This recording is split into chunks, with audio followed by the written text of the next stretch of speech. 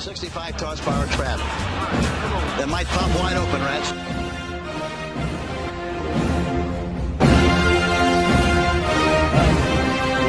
Kansas City Chiefs absolutely phenomenal.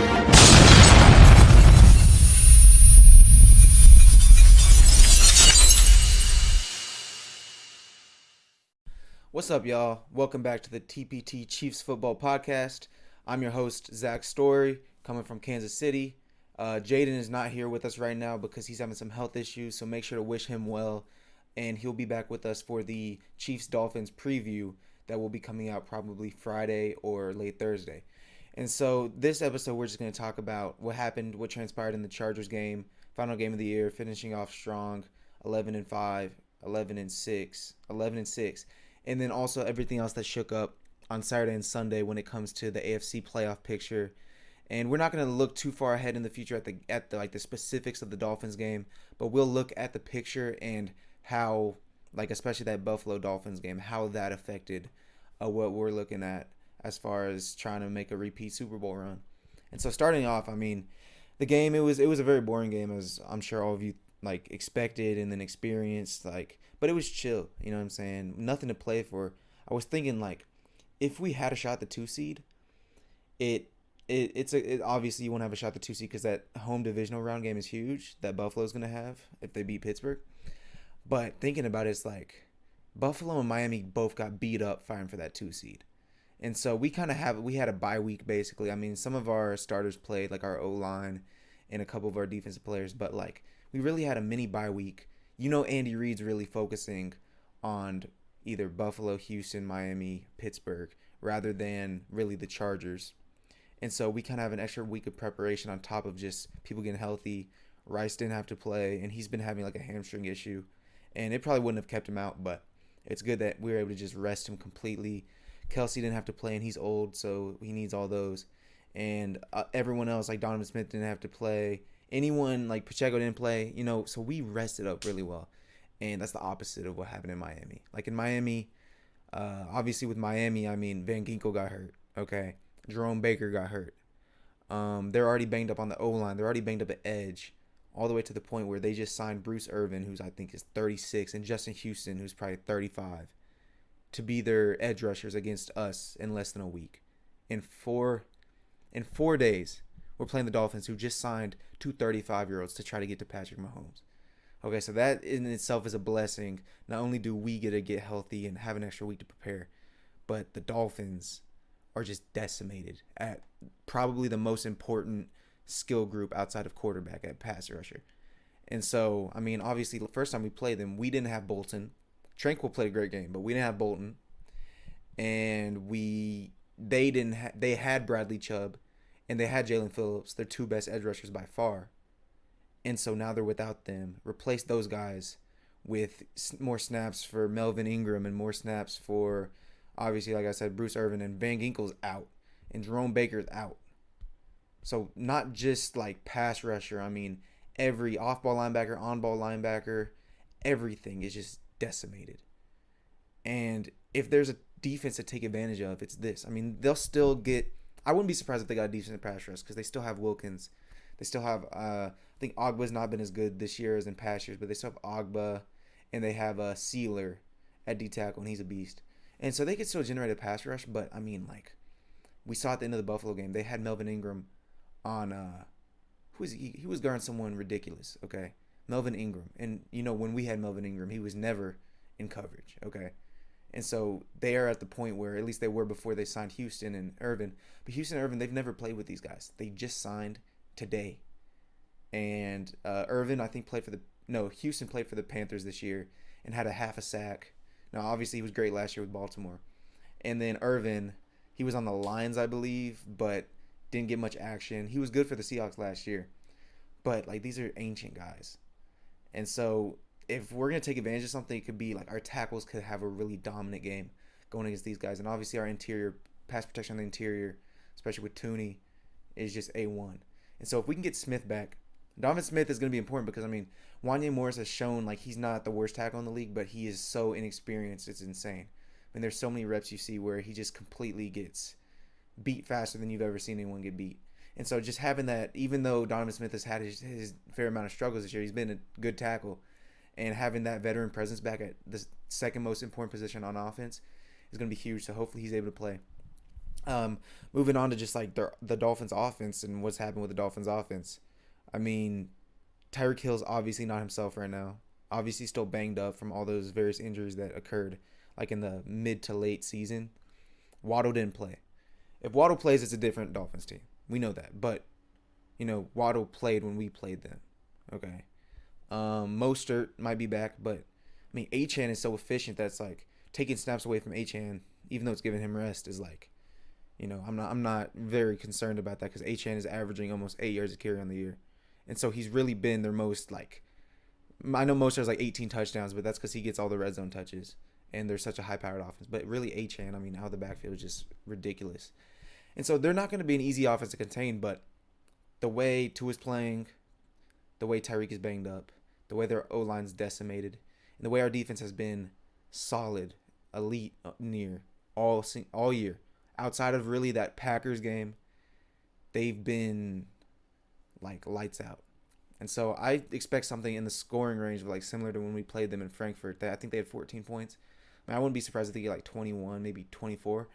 But with our identity on offense coming back, with us kind of understanding what we have to do, as well as their defense being so banged up. I mean, they can score 24 and still win, which we couldn't say for most of the season against really anyone.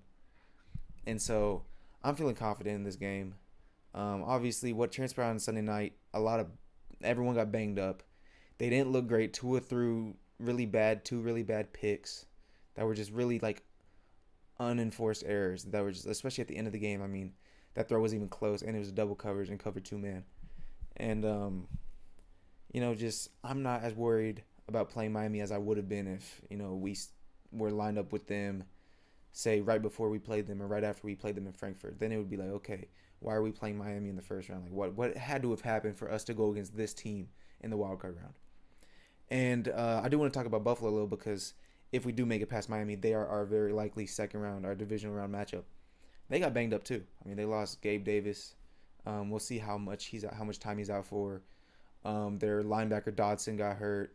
Rasul Douglas got hurt, and then there's one other person got hurt. But that all happened in like a 5-minute span, it seemed like. And those are big pieces, especially Douglas with Trey White out and how banged up they consistently are on defense. Rasul Douglas was one of the bright spots on that defense. They've been a good defense, but like when it comes to just a player that stands out, Douglas has been looking like he did on the Packers a couple years ago when he really broke out. And so that's huge if he's not able to play. I know that's in 2 weeks. So, I mean, they could be a lot healthier by then. But they still have another game to play against Pittsburgh. And, Pittsburgh's a physical, tough team. And so I don't want to talk too much about injuries because, you can only play the people that's in front of you. And so, obviously, we're still going to have to take care of business, not just against Buffalo, but against Miami first because they're no easy out, regardless of how the last few weeks have went for them. Talking about that Chargers game, it was a very, low-key game. I was hoping for like a breakout from someone that doesn't get snaps as much. I don't think we saw that necessarily, but what we did see is, in my opinion, Hardman and MVS. If MVS is getting snaps, Hardman should be taking those snaps. He has more of the speed. He has more speed than MVS. He might not have the height, but if Mahomes isn't throwing him, deep balls high for him to go get, the height means nothing. He has, I think, 21 catches on the year.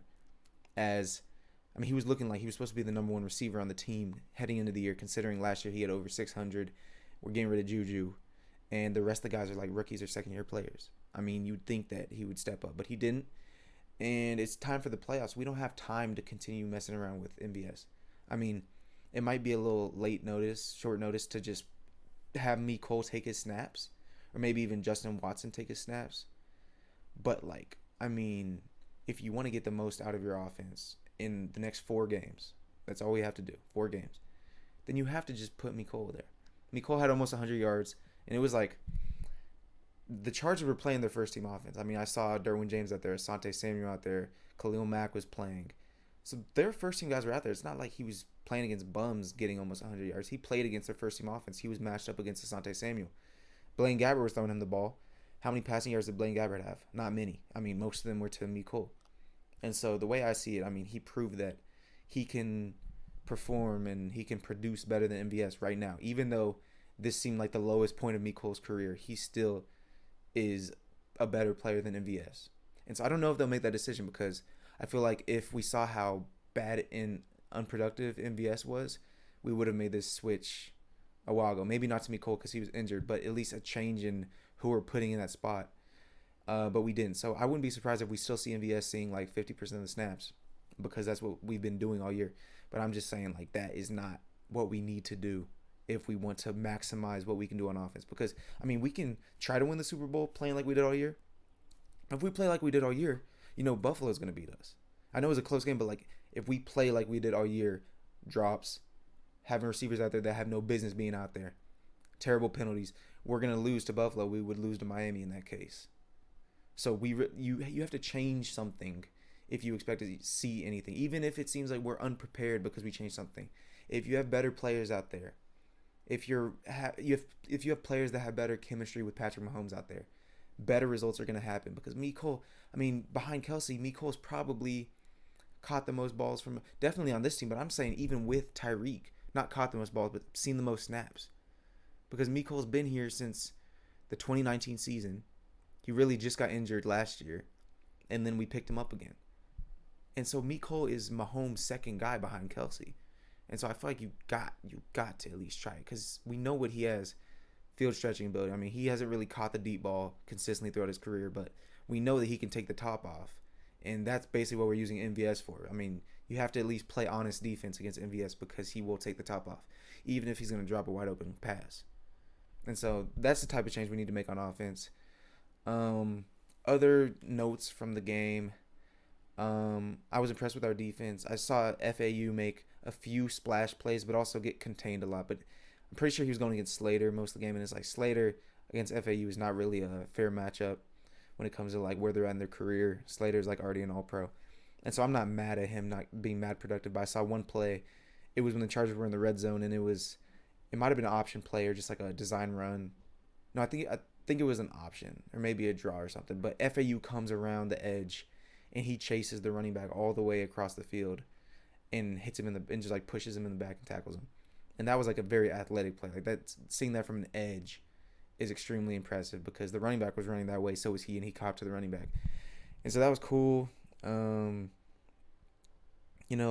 Jalen Watson played great. He played amazing, but you expect that from him, with him being our third corner and about to play in these playoff games. Other than that, I mean, Chris Jones was a beast. He always kills that Chargers interior until I remember, was it earlier this year or was it last year? They put some guy on him. Zion Johnson? Zion Johnson just handled him. But Chris Jones just wrecked the game, and hopefully that's the type of form we're going to see for this playoff stretch, because if he's causing, especially against Tua is especially important. Against Lamar and Allen, they know how to get away from stuff like that. They are the best escape artists, along with Mahomes and Herbert. And so, but if he can cause that pressure on the interior, like with Tua's going to play worse than he did against Buffalo, because Buffalo wasn't even getting crazy pressure like that. Buffalo was covering pretty well. Tyreek dropped a few balls, but Tua was just not surgical. And with the pressure that we're going to get, because we have much better pressure numbers, sack numbers, all that, forced fumbles, all that. Against Tua, nah. It's not going to be a good day for Miami, especially in this weather, which is what I'm going to get to next. This weather is looking like, I saw the low was -5. The high might be around 15. I don't know about game time. I just know on Saturday it's going to be like mid to low teens. Tua's from Hawaii. Waddle went to Alabama. Tyreek grew up in did he grow up in Alabama? I know he went to West Alabama, then Oklahoma State. Okay. They play in Miami right now where it's consistently 70, 80 degrees. They're not ready for this. They're not ready to play in the cold. If you look at Tua's numbers in cold games, he's like 1-7 or something like that. And I mean, his career record at this point is probably over 500. So 1-7. That's a noticeable difference. This is also the coldest game that the Dolphins franchise has played in since they played against the Chiefs in Kansas City in like 2008, I believe, with Tyler Thigpen and Chad Pennington. And so this is something that they haven't seen before. This is something that we do every year, because we play in February and January every year. So this team, I mean, we're used to. I mean, outside of like Rashee Rice, I saw him. He was kind of that first cold game we played. He was kind of startled. We do this. This is our element. This is our element more than it's the Bills' element. The Bills are all the way up in Buffalo, and they don't know how to play in the cold because they just throw bombs. And they not until this year they learned to use their run game. And so I mean, the playoffs is perfect time. Mahomes is a beast in the cold. Our trench players get like a +7 overall boost in the cold. The O-line, the D-line, and I mean, you could argue the secondary is really solid, but I mean, did you see the way we handled Philadelphia, the way we handled Miami earlier? Our trenches are just disgusting, and it gets even better in the cold because they're trying to stay active, they're trying to move, they don't want to stand still. And all these other teams from Florida, they can't deal with us. Neither can Buffalo. Buffalo can't deal with us, which is crazy. But then real quickly, I just want to touch on some of the other games that happened, like the Pittsburgh game, the Houston versus Indianapolis game. No, Indianapolis is out. Just like some observations I made for a team that we could end up going against. I mean, if somehow Buffalo were to lose, it's very possible that we go up against Houston. Cleveland obviously rested their starters, so there's nothing different about them than there was 2 weeks ago. Houston, though, Stroud is incredible. Okay, he's an incredible quarterback. But is he incredible enough where he can... Because every area of Houston's team is probably inferior to our team other than their receivers. And we have Kelsey. If we want to go receiver tight end, it's pretty much a wash. I mean, they have Collins, but Tank Dell's out. They have Noah Brown. He's good. They have Dalton Schultz. But, I mean, we have Kelsey, Rashee Rice, and then a bunch of bums. Every other part of our team is better. We have arguably the best secondary in the league right now. We have a better pass rush. And so I just wanted to touch up on them. C.J. Stroud is legit. He's probably elite. He'll definitely at least be elite next year. But the rest of the team is a level below us, and they're not quite there yet. I would say they look kind of like us in 2018, but not. I mean, we were there. We just weren't as there as Tom Brady and the Patriots were. But they'll be there at some point. I mean, they have talented players everywhere. And so I look forward to them becoming kind of like a rival in the conference. Pittsburgh, I mean, they dealt with Baltimore without their starters, but it was like a 6-point game. It was 20-14, I believe. I mean, we know Pittsburgh is not serious, especially with T.J. Watt. I mean, Mike Tomlin consistently gets 10 wins, and he gets actually a lot of flack because he doesn't perform in the playoff. But it's like, can you get flack for not performing in the playoffs if this roster should not sniff the playoffs? If this is really a 6-11 roster that happens to have a beast pass rusher and Mike Tomlin, that's the only reason they're sniffing the playoffs every year. Okay, I don't expect them to beat Buffalo without T.J. Watt. Obviously, that would shock me. But if it does, you know what I'm saying? Hey, be my guest. And then other than that, I mean, the Ravens didn't play their starters. The Browns didn't play their starters. Kind of talked about the Bills. They don't look crazy. They're a fraudulent 2 seed. I know that. But the thing is, we could possibly be a fraudulent 3 seed. And so we'll see how that game goes if we do end up playing them in the divisional round. And that's about it for the AFC. I mean, I'm not really going to touch on the NFC. It really just looks like the Niners are a few levels above every other team, with the Cowboys trailing behind. The Eagles have just fallen apart completely. And that's about it when it comes to this weekend. I mean, it was a great weekend. If only Miami could have clutched that up so we could have played Pittsburgh and they could have played that game again the next week in the wild card round. But everything else went as I wanted it to. When it comes to Pittsburgh and when it comes to Houston getting in over Indianapolis, just because a running team with Jonathan Taylor in that O-line would be a little more dangerous in the playoffs, even though C.J. Stroud is, of course, a beast. And then, that's about it. So we're going to come back to you with the preview of the Dolphins-Chiefs game. Like I said, either Thursday or Friday, since the game is Saturday, so we might do it a day early. So make sure to tune in for that. It'll be both me and Jaden. Hopefully he'll be back, and he'll be able to guide me in the right direction for our podcast. Until then, I mean, think about the game, you know what I'm saying? I mean, enjoy your week, you know what I'm saying? Don't ponder too much on it because things that are out of our control, it's best to just, you know what I'm saying, enjoy them rather than focus too much on them. Hopefully we get some more rule outs for the Dolphins because they have some other injured guys that aren't really ruled out yet, like Mostert and Waddle. And so hopefully we can, some of them will be out, you know what I'm saying? Hopefully they get healthier, but hopefully they just get healthier on Sunday rather than before Saturday. And then other than that, I mean, we'll talk to you on Friday, and we'll talk to you on Saturday after the game as well. So everyone have a great week.